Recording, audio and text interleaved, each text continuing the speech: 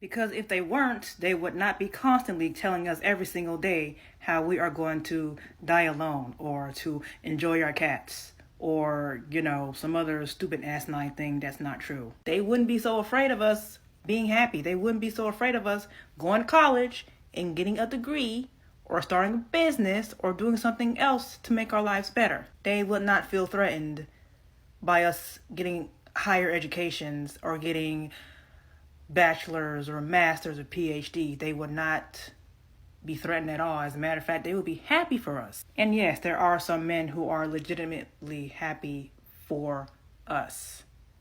I don't think I need to say that, but this is social media. But seriously though, if they didn't think this was true, if they thought that we weren't happy without them at all, if they thought that we are just absolutely miserable, they wouldn't be fighting so hard to gaslight us, right? They also wouldn't make so many podcasts trying to tell everybody that will listen that if a woman is not a wife or a mother, she has no value.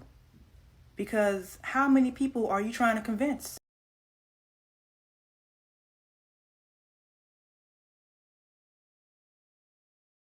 I feel like doubling down on this point that I made maybe a month ago, speaking about how the rise of women's autonomy is going to increase the percentage of incels in the West, especially America. You really got to think about this. Women's autonomy, period, angers men because men believe, the patriarchy forces men to believe that they are entitled to women's submission just because women are inferior and they need men. So if our society, which has forced women to not only be the caretakers of the home, but to also provide for themselves with an income and live their own lives, if women can now see that they can take care of themselves and they can choose for themselves the partners they have, that disrupts the entitlement scheme that the patriarchy is feeding these regular dudes. So that's already, failed expectation is already creating, triggering the emotions. Now think about this. For the women that are shameless in their sexual autonomy and their sexual freedom, imagine what that does to a man when he's not only not being chosen to be in relationship with a woman, now he's getting rejected for relationship and rejected for sex because the woman is deciding, hey, you know what? I vetted you and you aren't worth a shit.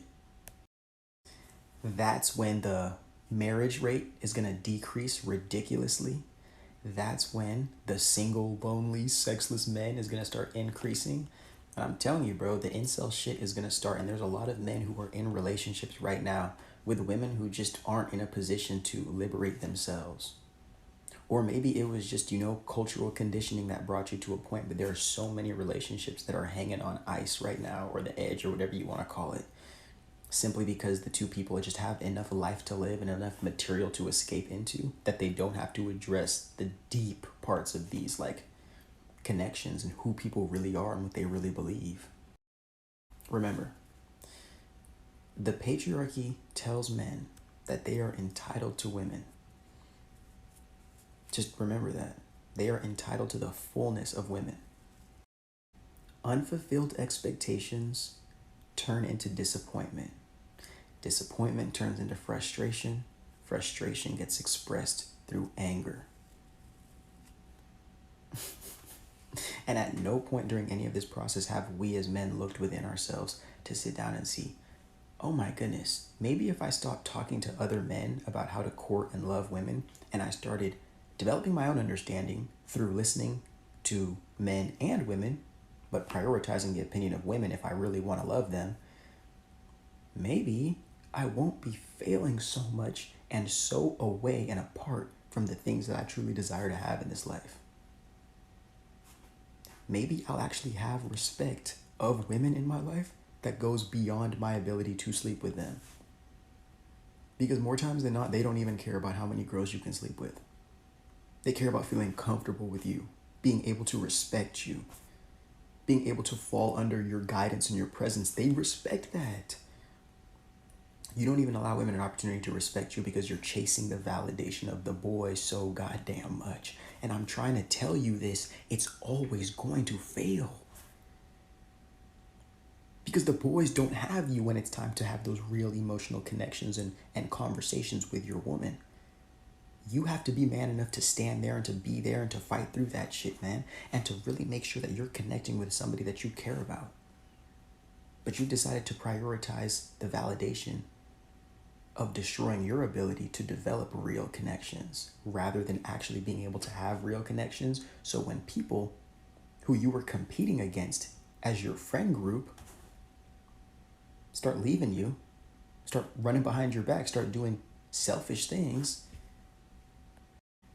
you actually have real emotional connections to lean on while they continue to chase these conditional desires that do nothing but fill voids like drugs in the system. Yes, toxic, harmful, just like shitty behavior in men towards women in relationships is so normalized that like we don't even have the tools to recognize like, am I actually happy in this relationship? Is this relationship good for me? Or am I just like, I have a boyfriend, I have a husband, and that's what I'm supposed to do, and it's supposed to feel okay, but I guess it's not supposed to feel great all the time. Like, we don't even have the tools to recognize that. It starts so young when you're like a kid and people are like, that boy's harassing you because he likes you, he's mean to you because he wants to date you. And then it just escalates from there. Like, have you ever been on the dating subreddit where 90% of the posts are from women and they're like, my husband, my boyfriend, he's the best, greatest man I've ever met, but he does this thing that is incredibly toxic. It upsets me. I've told him it upsets me and he just doesn't care. And it's just like, we just think that to be with men, we have to be a little bit unhappy. And I feel so grateful that I am with a man who treats me so well. It's such a healthy relationship that like, I feel like it is my duty to tell other women, like younger women specifically, like you can expect more. You can ask for more, you can demand more, and you can leave if you're not getting it. It doesn't have to be this like awful thing that caused a breakup, like he did something horrible. Like if the relationship is not improving your life, you don't have to be with him. And like, I have been with men before, boys, men, whatever, where like I liked them, but until I started asking these intentional, difficult questions that get at like, do I like him enough to commit to him? Is he treating me well enough that like this relationship is improving my life? Or am I just with him just to be with him, just to have a boyfriend? Like that is what it took for me to realize like there is a big difference between like what you are expected to just accept and tolerate and what you should accept for like a good life alongside of a man. It's going to be so much more of a status symbol to have a woman by your side in relationship with you, around you, influencing you, encouraging you, supporting you. On the other side of this mass women's awakening movement, because it's going to be her knowing herself what she needs and then choosing you as a man to complement that process. He is absolutely right. And I think it almost sounds like a utopia and almost like this fictional society where men value the contributions and the feelings and interests of women. But it doesn't have to be. And I feel like that's what we're working towards. Yes, there are men who buck against the system, who want to uphold patriarchy, but there are also some that say, I don't care what y'all say, I'm going to evolve. The women are evolving, society is evolving, I'm going to evolve with it. I'm not going to get left behind by the times. I want a family. I want a wife. And if that means I have to learn how not to weaponize my incompetence, if I have to learn how to be emotionally intelligent, then I'll do whatever it takes to do that. And that's what we're trying to get to. It's only the ones who are like kicking and screaming into this new age where men have to respect women in order to get married. Now when I see women who are getting proposed to, knowing that all this information is out there and how much society is changing, I'm like, I'm happier for women than ever before when I see them get engaged and proposed to, because I'm like, Because I know you probably vetted that man deep, like way more than women of the past. Women of the past just wanted to be married. Women of the past had to be married so they can take care of their children. They couldn't buy houses. They didn't have any money. They couldn't have bank accounts. They couldn't have credit cards. They had to. So when I see a woman these days getting married, I know there's always going to be outliers. Don't get me wrong. But I'm always like, because I know he's got to be living up to those standards. At least I hope that he is. Like, in this day and age, why are you settling? Like, all these women are happy and they're showing you how you could live happily single. They're already creating these communities. I talked about it yesterday about how they have these nightclubs popping up for women only. And there's girls' trips. And there's all of these opportunities for women to thrive in their singlehood. There is no reason to settle. There is no rush to settle. Like, there's time. There's always time. I just saw one of my favorite content creators just go through IVF. So she's having a baby after 40. And I'm happy for her. There is no rush for you to settle for a raggedy man for the sake of being married. Men that want families and relationships that are healthy are going to have to evolve. They're going to have to catch up with the women who are already evolving. This is a good thing. I know some of these men, they can't stand it. They want it just like how their fathers had it and how their great-grandfathers had it. And they want women to go back to the 40s and the 50s and the quote-unquote good old days. Good for who? The women were suffering. You never asked your grandmother if she liked your grandfather. You never asked your grandmother if she was happy. Just because she stayed with granddaddy didn't mean she was happy. You didn't ask because you didn't want to know. Because you loved the idea of the fairy tale, even if it was fake. Silence pygmies by force and by fire. A woman tweeted in support of this lady who discovered her husband secretly hated her / smashed their wedding cake in her face after she asked him not to, which is the same thing. Of course, a woman seeking to be picked and plucked came running to that man's defense. This is her response. I understand it was $1,600 worth of makeup for this wedding, but allow me to ask these following questions. Who paid for everything? Was it in a joking manner with the cake? Unfortunately, Casey is the type of person to subconsciously believe that a person paying for something acquires the right to disregard you and hold their generosity against you, which is a form of financial abuse, by the way. Doing someone a favor should come from a place of genuine kindness and appreciation, not because you expect a free pass to essentially blackmail them into behaving the way you'd like them to. And now we're getting to the point. That's how many men perceive bringing home money, as the gateway to feel entitled to excessive amounts of free labor. Please stay focused because many women were conditioned the same way. The less bills you pay, the quieter you must be. The more you should accommodate and sacrifice, even if you feel disrespected, humiliated, exhausted. Your dignity and right to a voice are directly tied to your income and financial freedom in regards to the person you're supposed to love and trust. Think about it. A literal gun to your head. If this is the dynamic in your relationship, I've got news. You're a victim. If I buy my friend an expensive pair of shoes and then proceed to throw them in the trash in a joking manner, do I get to turn around and tell her, well, I paid for it as an excuse? No, but your husband does. You just got back in school or you recently became a stay-at-home mom and now you're starting to question if you're still entitled to say no to sex. He doesn't clean up after himself? Well, he's paying for the house.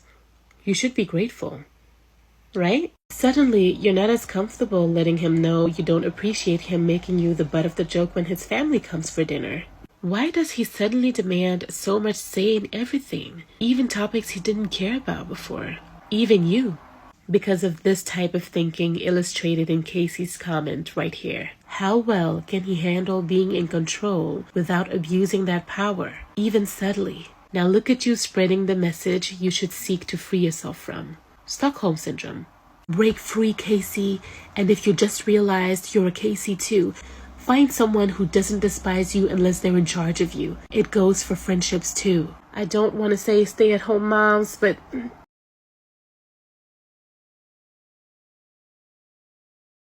So I came across this video on Twitter, and obviously there's a lot of backlash by a certain demographic for the exact reasons you can imagine. But what I find interesting is that the main group who have been complaining about marriage for centuries, making all the ball and chain and I'm gonna unalive my wife jokes, are enraged that women actually feel the same way about marriage that they do. And I think what we're witnessing in real time is men struggling to come to terms with the fact that they have been lied to their entire lives. See, a lot of them grew up being taught by the patriarchy that women are so subhuman that they actually enjoy, or at the very least don't mind, working themselves into the ground for their families. They actually thought that their mothers, aunts, girlfriends, and wives were working 9 to 5s and then coming home and doing everything else out of love rather than survival and obligation. And now that they found out that they were in fact not doing those things out of love, they are panicking because they need house servants and personal assistants in order to excel in their careers. Plus, their egos have been bruised, and we all know they don't fare well with that. Let's just say that the decision to repeal Roe v. Wade and the fact that they're going after no-fault divorce is not a coincidence. It's because women are talking, they are building community, and they are proving that they are no longer willing to partner with or have children with men. Hey, a lot of us as men got to accept that there's really not too much that we can do for women. I mean, you see a lot of these TikToks, women like talking about men, how they don't need them, how they can do it all themselves. Like they don't need a man for love, commitment, for money or whatever. And they're not wrong. They're totally right. Like they're not even saying it as a joke half the time. Like most of the time they're kind of serious. Like I could do this all on my own. So you should heed that. And you should not personalize it, but realize that in a late capitalist society, as a man, there's not much you could bring to the table if you are an average dude for a woman, let alone a good-looking woman. So what I mean by this is, if you're a guy, a nice guy, you could be funny, intelligent, could even be romantic. You know, you got a job or like in school, like some kind of promise, just like some average type of dude. That is not enough for most women. You could get mad at it and be like, oh, well, women say they want love, but they don't actually want love. They want money or whatever. You can't provide what they want. Long story short, you are not enough for them. But you can't personalize that because nothing is enough for anybody's attention right now. You can't keep anybody's attention, let alone a woman in her 20s that's like working and in school or whatever. Like, how are you going to keep her attention, bro? People don't have no attention spans. Like, we watching TikTok and YouTube and shit. Like, there's no possible way you're going to stick in somebody's head for however long it takes to really, like, make an imprint on them emotionally. It's just not going to happen, bro. For the most part, 9 times out of 10, which is a lot. And why there's a mating crisis right now, or dating crisis, whatever you want to call it. There's a problem. I mean, women get everything, for the most part, that they want from men without having to have the emotional connection. So if you can't provide something more than like X random guy, especially random guy on the internet, like why would this girl that might show some kind of interest in you, why would she like really reciprocate what you're trying to get from her? Like, it's just not gonna work. So my advice is like, not try and like red pill or like black pill, whatever, like try and level up or grind like the Sigma shit. Like, don't try and like do something out of spite or anger or whatever. Just see it for what it is, bro. A lot of these girls have a lot more things going on than emotional connection. And it's like kind of grim, but like how else would they have a connection if like you, what I mean is like you gotta have a lot of free time and free space in your mind, like a lot of stability in your life to be able to love someone on a degree that you think is like real emotional connection is what I mean. Like, it's not easy to achieve that. You got to be in a good place in life, and most people are not there. And a lot of young women are just going through a lot, bro. Society is crazy right now. Like, you got to really think about it. How could you possibly be a young girl with all this attention and stimuli and stuff? Think from her perspective. Like, how could you pick someone out of the blue, or somebody that just shows up and be like, yeah, this is the one that I'm trying to like emotionally invest in. It's just like hard for them to tell. And 9 times out of 10, bro, this girl that you chasing or whatever, you can't even really tell either. A lot of times they just pretty, or like they're doing something to make you chase them. You're not even really like, you're not gonna have that connection, bro. Like, dating is hard as it is, finding your person, whatever, is hard as it is, but in these times, bro, like, let's be real. It's so obviously not just gonna come to you. You gotta work for it. Relationships and love and all that, like, you've been had to work for it, but now you gotta really put in overtime if that's what you want. But more and more people are seeing that it's like, not that it's not worth it to find someone, because I always think it's worth it. I think finding love and true connection and intimacy is like the most beautiful thing about life. But it's harder than ever to find it, so more people don't have the attention span. You see the common denominator here to pursue that, so they don't do it. They just like throw their hands up and give up, or take the second best thing, which is like internet attention for women, or porn for guys, or like a cheap version of that, like cheap romance or fast quick sex or whatever it is. But nah, like, you just can't get hard on yourself for it. Can't be tough on yourself for something that's not in your control. There's like this old, maybe it's like Greek mythology or something like that. There's like a vase that has two handles. One of them is broken and one of them is intact. So which one are you going to use to lift up the vase? Obviously, you're going to use the one that's intact, because if you use the broken one, it's going to fall and break. Like, the moral of the story is, don't try and do things like that are out of your control and then get mad at it when it doesn't go in like your way. Like, it doesn't happen exactly how you imagined it, but like, that's because you knew from the jump that it was not going to work, bro.